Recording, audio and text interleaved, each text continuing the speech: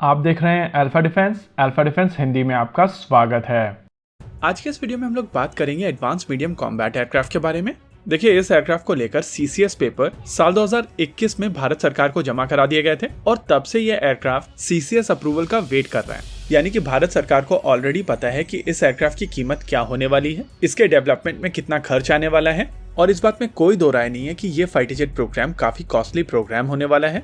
Reference के लिए अगर हम लोग साउथ कोरिया के 5th generation fighter jet programme के बारे में बात करें तो साउथ कोरिया की तरफ से जो KF-X प्रोग्राम किया जा रहा है उसमें लगभग $9 बिलियन ऑलरेडी इन्वेस्ट हो चुके हैं और अभी भी उसका एक फेज बाकी है। इसके अलावा प्रोडक्शन फैसिलिटी के अलग कॉस्ट होंगे और ओवरऑल टेस्टिंग की अलग कॉस्ट होगी।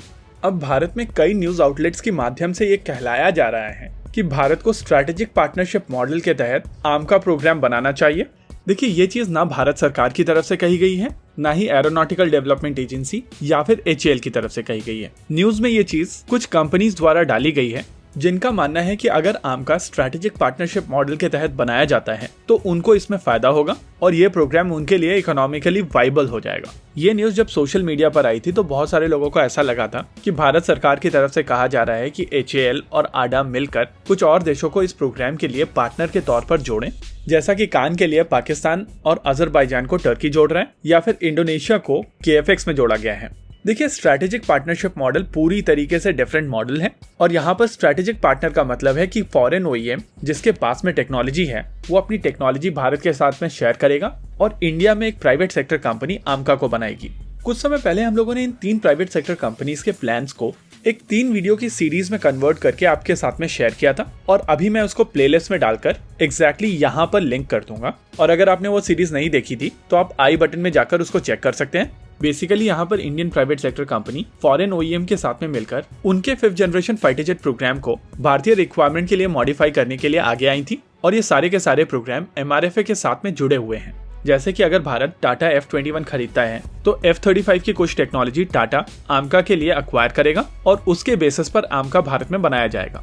वहीं पर अगर भारत दासो एविएशन का रफाल लेता है तो FCAS की टेक्नोलॉजी इसी माध्यम से आएगी। पहले इनका इंडियन पार्टनर रिलायंस था, लेकिन अभी इनको अपना एक और पार्टनर ढूंढना पड़ेगा। वहीं महिंद्रा डिफेंस का ऑफर है FA-18 सुपर हॉर्नेट वाला, जहां पर MRFA में FA-18 सुपर हॉर्नेट ऑफर किया जाएगा और बोइंग X-32 की टेक्नोलॉजी भारत को ऑफर की जाएगी। लेकिन मिनिस्ट्री ऑफ डिफेंस इन तीनों प्रपोजल में इंटरेस्टेड नहीं है और उनकी तरफ से स्पेशल पर्पस व्हीकल ऑफर किया जा रहा है। ये स्पेशल पर्पस व्हीकल ADA की टेक्नोलॉजी और HAL की फैसिलिटी एक प्राइवेट सेक्टर कंपनी को देगी जो भारत में आमका बनाएगी। और नेचुरली इस प्रपोजल में बहुत ज्यादा मार्जिन नहीं है क्योंकि टेक्नोलॉजी ऑलरेडी डेवलप की जा चुकी है, फैसिलिटी भी अवेलेबल है और यहाँ पर प्राइवेट सेक्टर कंपनीज को बेसिकली प्रोजेक्ट मैनेजमेंट का काम दिया जा रहा है। और नेचुरली प्रोजेक्ट मैनेजमेंट करना और F-35 को इंडियन बोलकर इंडिया में बनाना, दोनों के मार्जिन में बहुत ज्यादा डिफरेंस होगा और इसी वजह से स्पेशल पर्पस व्हीकल को लेकर ऑलरेडी स्टैब्लिश कंपनीज सामने नहीं आ रही थी। लेकिन 2 प्राइवेट सेक्टर कंपनीज की तरफ से एक इंटरेस्टिंग प्रपोजल भारत सरकार को दिया गया है और इसको लेकर ये बाकी कंपनीज खुश नहीं है।